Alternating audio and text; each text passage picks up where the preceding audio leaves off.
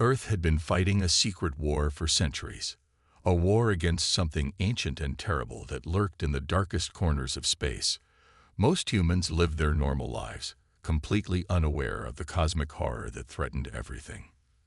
Commander Ethan Blackwood stood at the observation deck of Orbital Station Alpha, his eyes fixed on the vast emptiness beyond the glass. At 42, Ethan had spent half his life in the Aegis Division, Earth's hidden defense force. His dark hair showed streaks of gray now, evidence of the burden he carried. "Commander, you need to see this," said Lieutenant Olivia Martinez, hurrying toward him with a tablet in her hands. Her usually calm expression was replaced with visible concern. Ethan took the tablet, scanning the data displayed on the screen. "These readings, are you certain?" "We've verified them 3 times, sir. Something is moving at the edge of our solar system. The energy signature matches the historical records." Ethan felt a chill run down his spine. The void is returning. The void wasn't just an enemy, it was the enemy. An ancient entity that consumed entire civilizations, leaving nothing but dead worlds in its wake. For reasons unknown, Earth had been chosen to stand guard against this threat. "Alert all Aegis stations," Ethan ordered. "I want every deep space sensor focused on these coordinates." Olivia nodded and left quickly. Ethan turned back to the window, the weight of responsibility pressing down on him. Billions of lives, not just on Earth but across the galaxy, depended on them stopping the void before it could gain strength. Later that day, Ethan sat in the secure briefing room with his senior staff.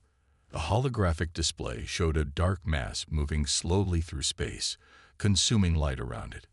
"The pattern matches exactly what happened before the Centauri incident," said Dr. Frank Powell, the chief scientist of Aegis. His round glasses reflected the eerie glow of the hologram. "Whatever this thing is, it's the same entity we fought off 80 years ago." "But it was much smaller then," said Major Grace Henderson, head of Aegis Tactical Division.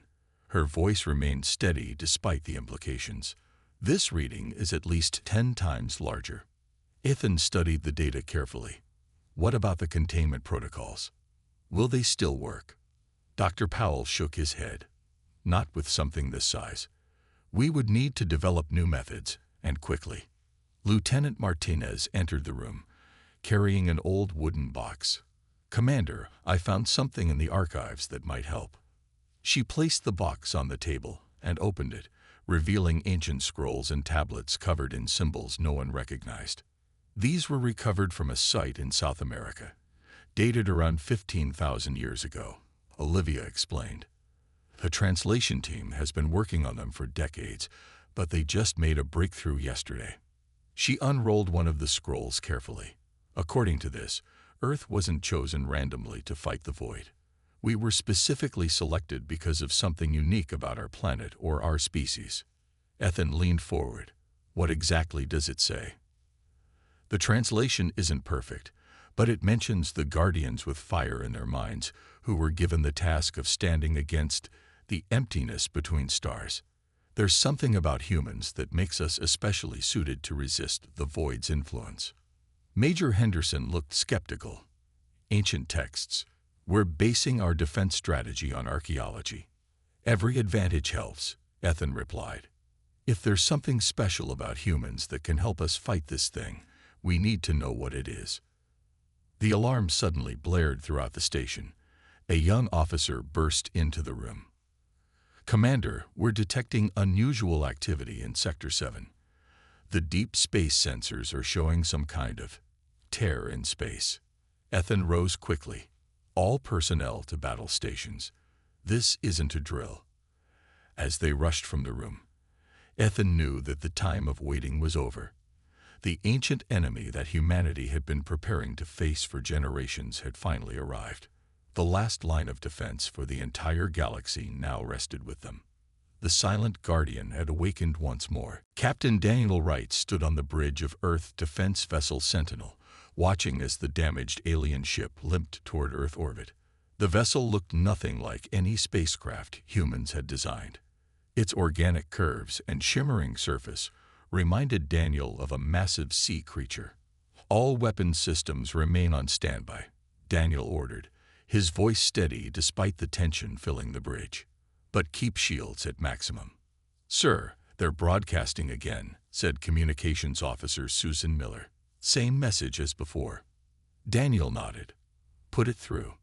A series of musical tones and clicks filled the bridge, followed by a halting translation. Request sanctuary. Fleeing destruction.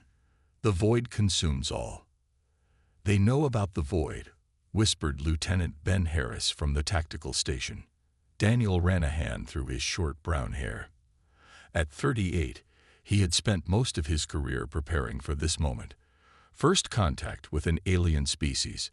He just never expected it would happen because they were running from the same enemy humans had fought in secret for generations. Prepare the boarding team.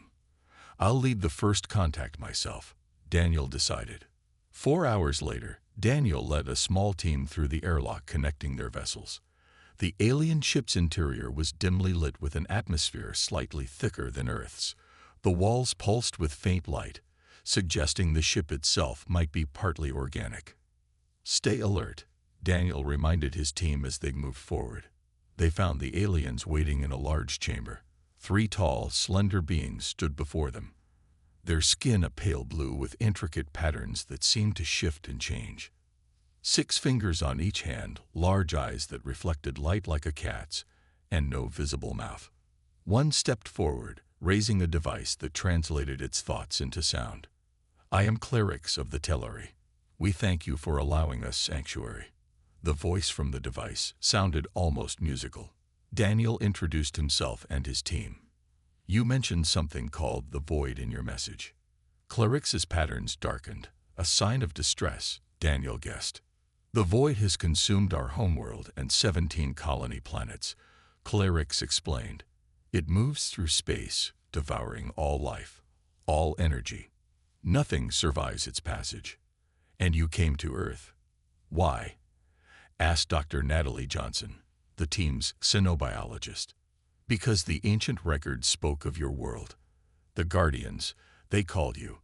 Those who resist the void's influence. Daniel exchanged glances with his team. This confirmed what Olivia Martinez had discovered in Earth's ancient texts. Back aboard the Sentinel, Daniel arranged a secure communication with Commander Blackwood. He explained what they had learned from the Tellari refugees. The Tellari were part of a massive galactic civilization, Daniel reported. Hundreds of worlds, thousands of species living in harmony, until the void appeared 40 of their years ago. And they knew about Earth? Ethan asked. Not exactly. Most of the galactic community considered humans too primitive to bother with, but their oldest records mentioned Earth as having some special role in fighting the void. Something about our neural patterns being uniquely resistant to its influence. Ethan's expression grew grim. The void's advanced scouts have already reached our outer solar system. If what the Tellari say is true, we don't have much time. There's more, sir. The Tellari say the void is just the beginning. It's like an advance force for something even worse. How many refugees are aboard their vessel? Just over 300, all that remains of a planet that once held billions. Ethan nodded solemnly. Bring them to Earth. If humanity is truly the last defense against this thing, we'll need all the information they can provide. As Daniel ended the transmission, he looked out at the stars. Somewhere out there, the void was approaching, an enemy that had destroyed civilizations far more advanced than humanity's. Yet somehow, Earth had been chosen as the guardian against this threat. They would need to warn the rest of the galaxy. But would anyone listen to a species most considered primitive? The massive chamber of the Galactic Council stretched upward into a dome of shimmering light.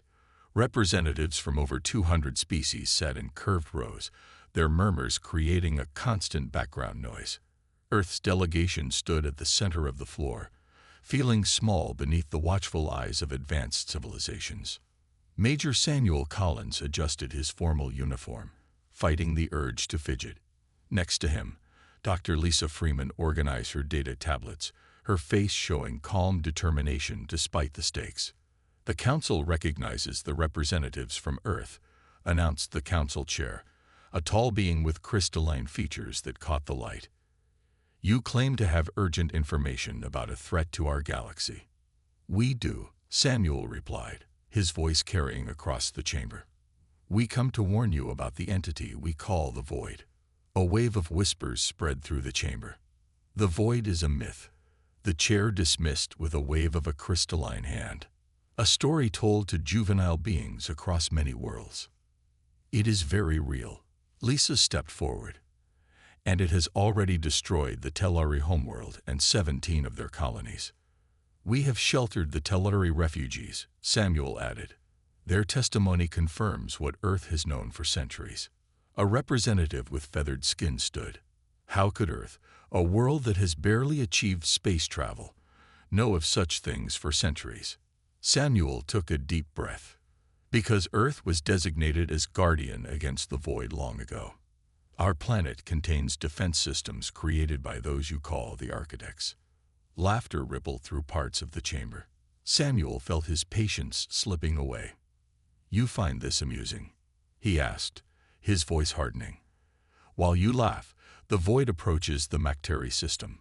In 3 standard months, it will consume those worlds too." "Humans have always been imaginative," said a counselor with multiple eye stalks.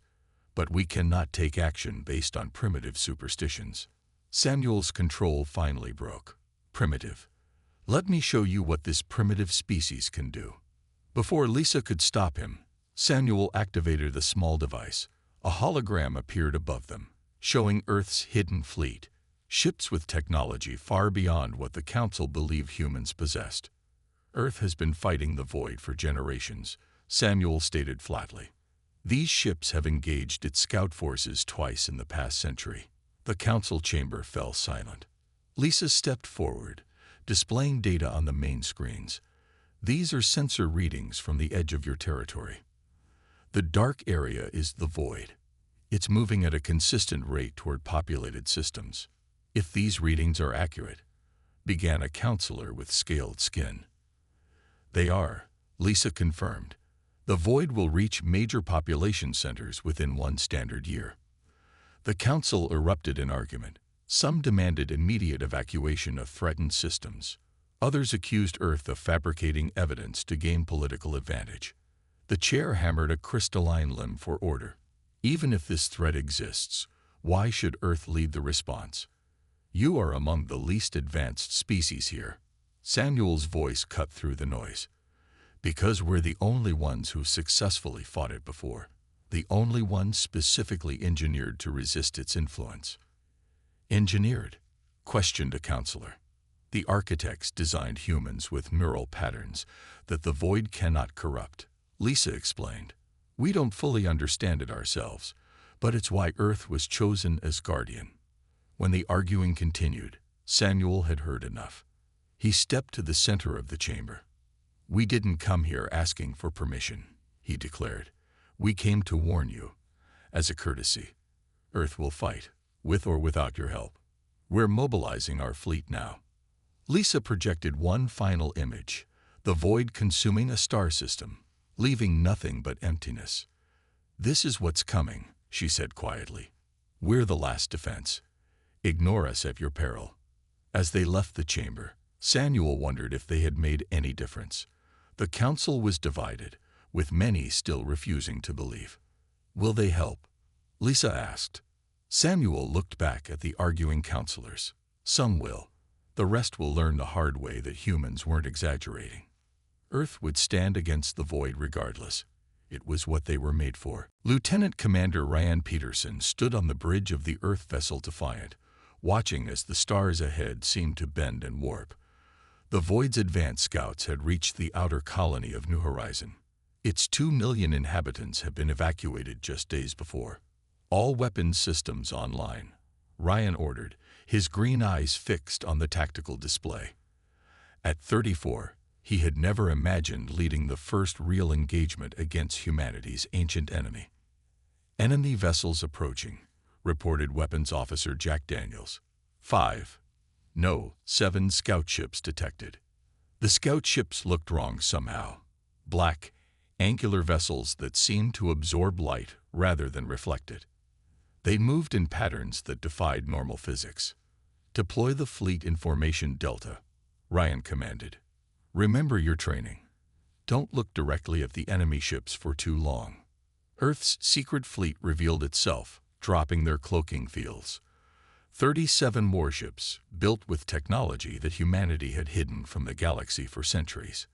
The aliens who had dismissed Earth as primitive were about to learn a harsh lesson. "Sir, we're being hailed by the Corval battle cruiser," said Communications Officer Amy Wilson, surprise evident in her voice. The Corval were known throughout the galaxy as fierce warriors, and they had been among the most dismissive of Earth's warnings at the council meeting. Yet here they were.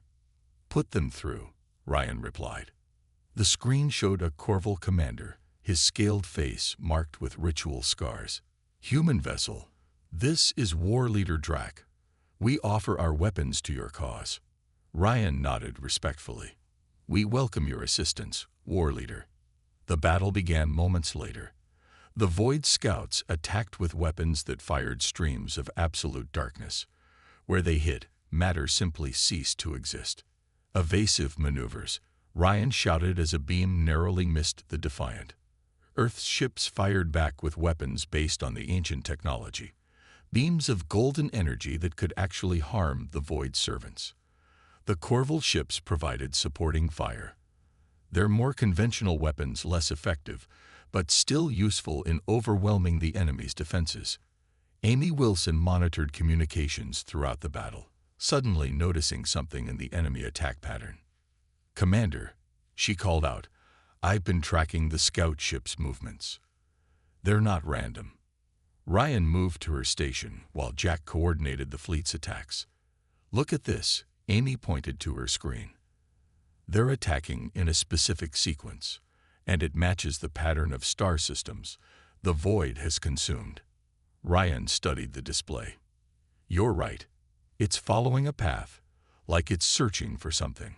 After 3 hours of intense fighting, the scout ships were destroyed or driven back.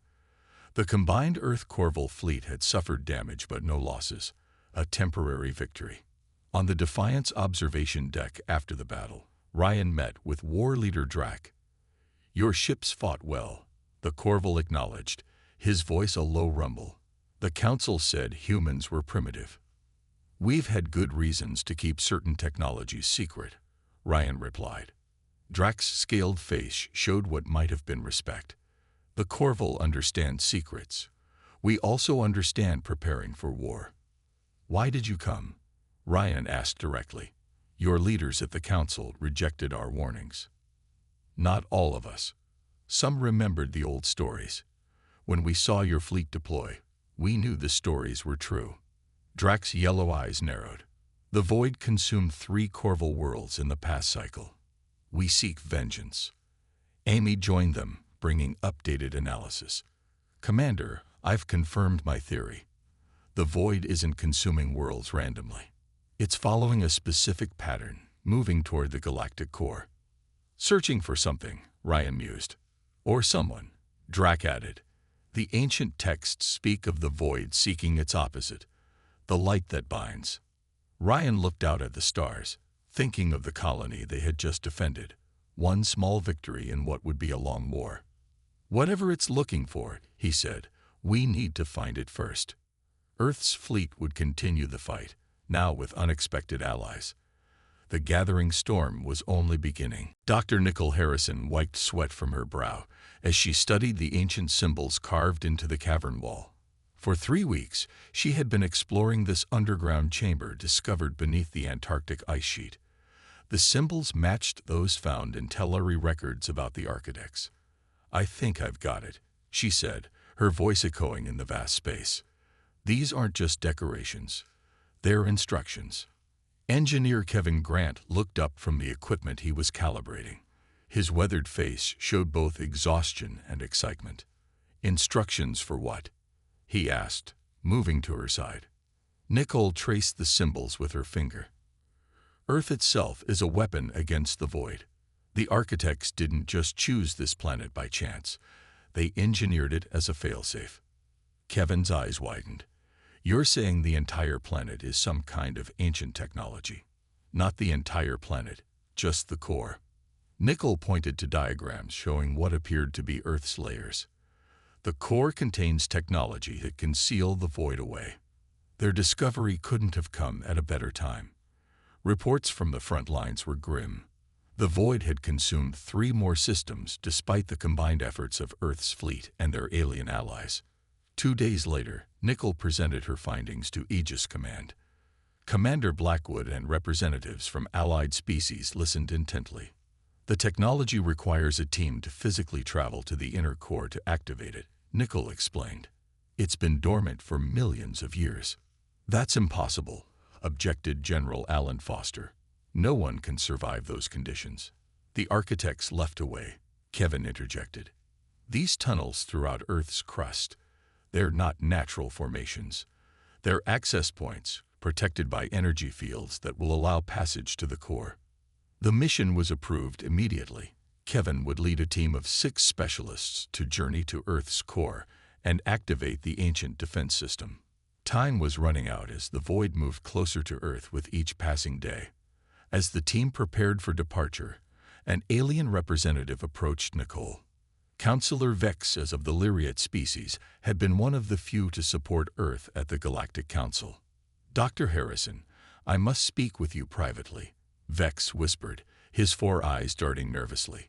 Inside her lab, Vex revealed a disturbing truth. There is a faction within the Council that believes surrendering to the void will spare their species. That's insane, Nicole gasped. The void doesn't spare anything. They are led by Counselor Jean. He has agents on Earth now, seeking to sabotage your mission. Nicole immediately alerted security, but the warning came too late. As Kevin's team entered the main access tunnel, an explosion collapsed part of the shaft. 2 team members were killed instantly. We have to continue, Kevin told the survivors as they picked themselves up from the rubble. This may be our only chance to stop the void. While Kevin's team pushed forward, Nicole worked frantically to clear the debris and reestablish communications. Security forces captured 3 saboteurs, confirming Vex's warning. Deep underground, Kevin's team finally reached a massive chamber at the boundary of Earth's outer core. The heat was intense despite their protective suits. This is it, said technician Laura Boyd, examining the ancient controls embedded in crystalline structures, just like the blueprints described. As they worked to activate the system, Kevin noticed something troubling. These power readings are too low. The system needs more energy than it currently has. A message from Nicole confirmed his fears. The calculations were off. The core's energy alone isn't enough to power the defense system. It needs something more. Kevin studied the final set of instructions, his heart sinking as he realized what the architects had intended. It needs a consciousness to direct it, he said quietly. A human consciousness has to interface directly with the system. The team exchanged grim looks. Such an interface would almost certainly be fatal. I'll do it, Kevin decided.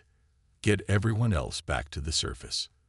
The fate of Earth, of the entire galaxy, now rested on one man's sacrifice. The massive view screen on Earth Defense Command showed the approaching darkness. The void had arrived, its immense form blotting out stars as it moved toward Earth. The planet's final defense line was assembled. Every ship Earth could muster, alongside vessels from 7 alien species who had joined their cause. Admiral Sophia Rice stood on the bridge of the flagship Guardian, her gray-streaked hair pulled back tightly, her face showing the calm determination of someone who had accepted the possibility of defeat but refused to surrender to it. All ships report ready, Admiral, said her first officer, Jason Reed. Sophia nodded. Begin broadcast on all frequencies. She took a deep breath and spoke clearly. This is Admiral Rise of Earth Defense Force. This is humanity's final warning to the void. We stand as guardians of life. We will not yield. The enemy response was immediate. Hundreds of scout ships emerged from the void's darkness, followed by larger vessels that dwarfed anything in Earth's fleet. All ships engage according to plan.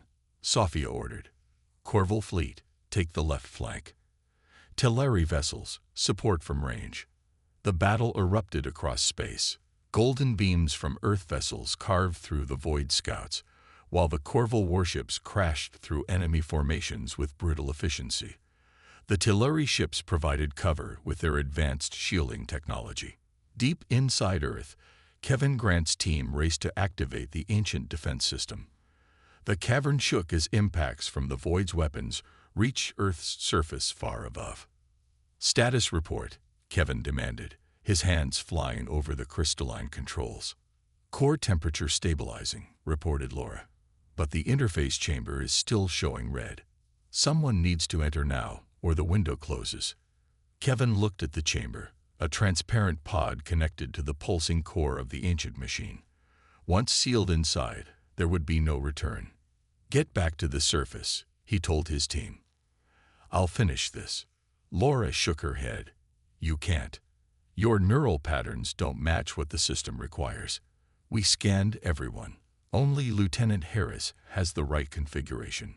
William Harris stepped forward. The youngest member of the team, just 26, looked at the chamber and nodded slowly. "I'll do it," he said simply. In space, the battle was turning against Earth's forces. 3 Corval cruisers exploded as they absorbed attacks meant for Earth vessels. The Teleri flagship disintegrated under concentrated fire, buying time for smaller ships to regroup. "Shields at 30%. Jason reported as the Guardians shuddered from another impact. Sophia watched the tactical display. Despite their courage, they were losing. How much longer does the ground team need? Unknown. Communications are sporadic at best.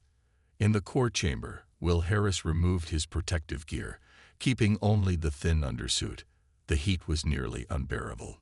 "The interface will draw your consciousness into the system," Kevin explained.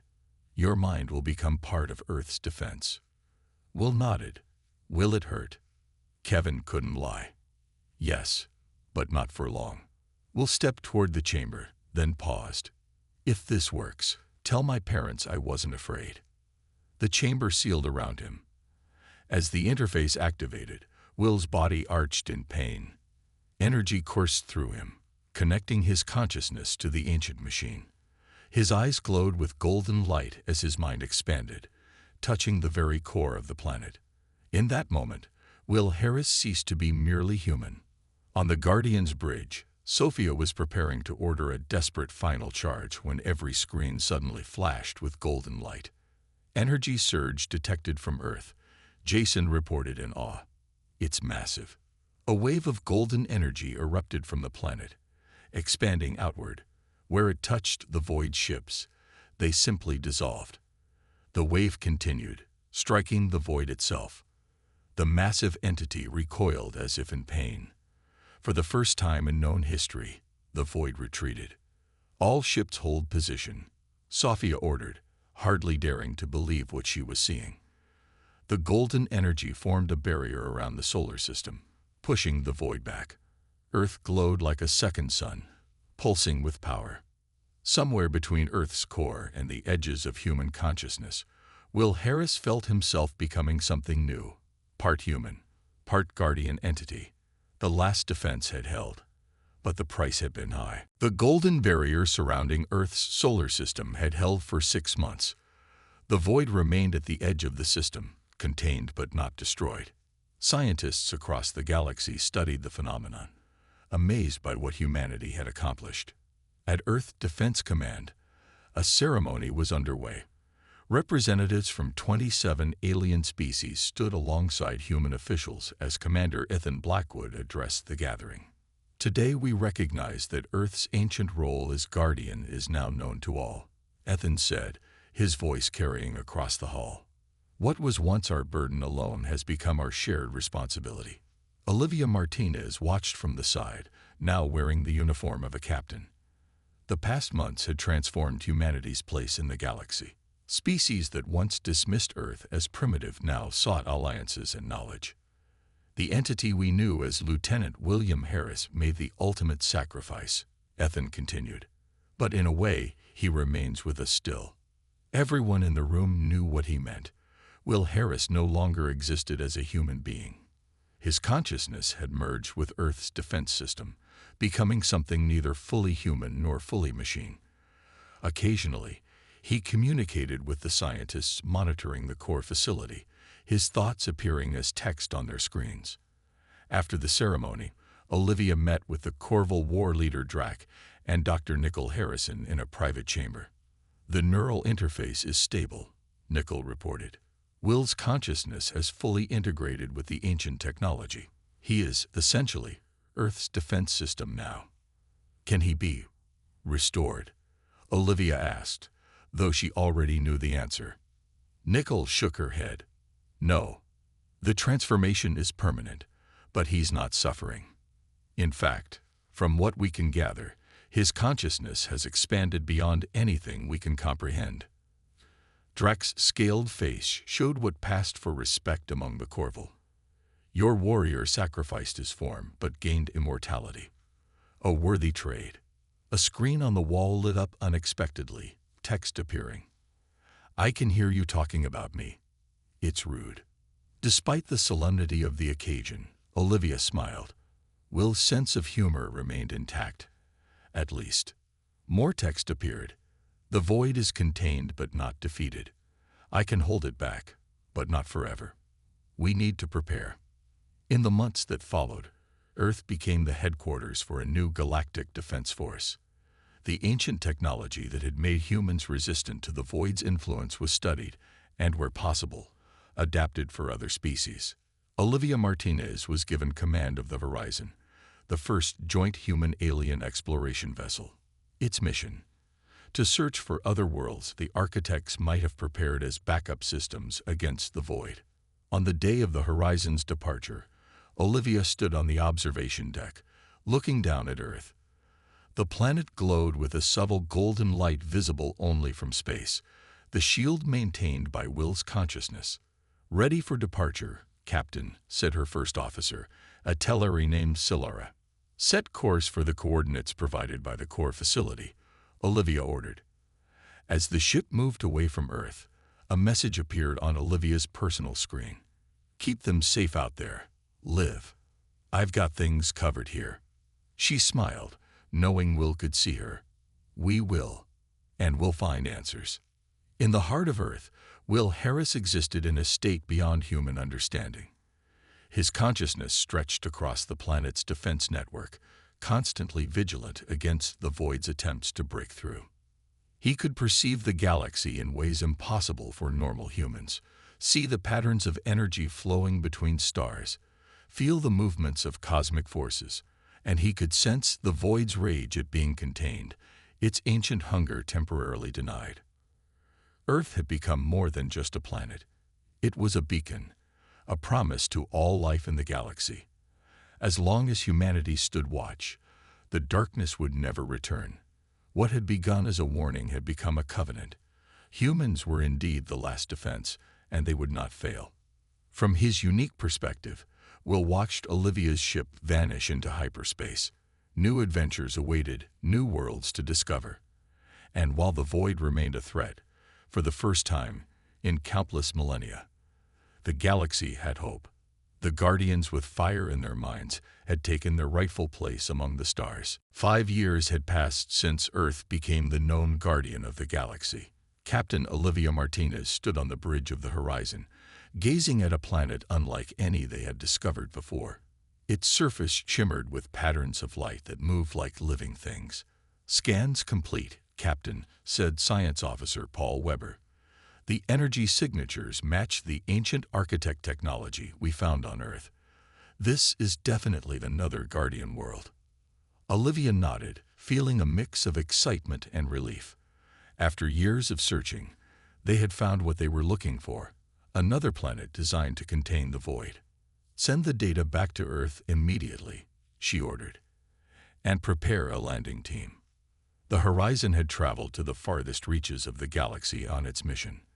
Along the way, they had discovered fragments of ancient architect technology on various worlds, but nothing complete enough to serve as a backup to Earth's defense system.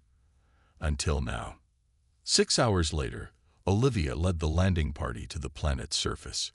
The ground beneath their feet pulsed with gentle light, responding to their presence. "It's beautiful," breathed Solara, the Tillari first officer. Her normally reserved demeanor gave way to wonder.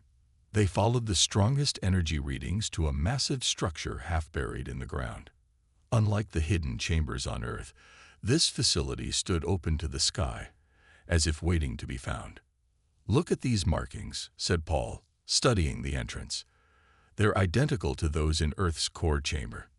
Inside, they discovered a central room with a crystalline structure similar to the one Will Harris had merged with years before. But something was different here. "This interface isn't designed for a human consciousness," noted engineer Sarah Chen, scanning the structure. "The neural patterns required are... I've never seen anything like this." A voice suddenly spoke directly into their minds, because it was not meant for any species currently living. The team spun around, weapons raised, but saw no one. "Who's there?" Olivia called out. A figure materialized before them, appearing human at first glance, but with subtle differences that became more apparent the longer they looked. Its skin had a faint golden glow. "I am what you might call an architect," the being said, or rather an echo of one, preserved in this facility's systems. Olivia lowered her weapon slowly. "You've been waiting for us." "For someone," the being corrected. "When Earth activated its defense system, this facility awakened. We created many such worlds throughout the galaxy, each designed to contain a portion of the void." Paul stepped forward eagerly. "Then you can tell us how to defeat the void completely." The being's expression grew solemn. "The void cannot be defeated, only contained. It is the necessary balance to existence itself. Without darkness, there can be no light." The revelation stunned the team. All this time, they had sought to destroy the void, not realizing it was a fundamental force of the universe. "If this planet is another guardian world," Olivia said, "who will operate it? We can't ask someone to sacrifice themselves like Will did."